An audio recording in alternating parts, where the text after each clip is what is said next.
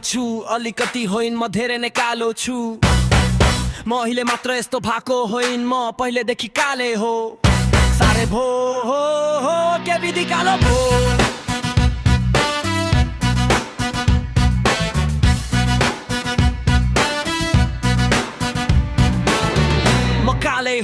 म कालै छु काले रहने छु सेतो हुन सक्दिन सबैले भन्छन् मलाई हप्सी विदेशी अफ्रिका किन हो कालो भएर होला जस्तो लाग्छ हौ सानो बेलामै तोरीको तेल लाएर घाममा सेकाएर बनाए मलाई कालो यति धेरै दले कि मेरो थोपडामा तोरीको तेल त्यसैले भएमा कालो मजाले सेकाए घाममा तोरीको तेल लाएर मायाले जिस्काएर भन्छन् मलाई सबैले कालो मलाई भन्छन् के खान्छस् र भाइ यति साह्रो कालो छस् कालो आलु कालो प्याज कालो दाल कालो फर्सी कालो चाल कालो तेल होइन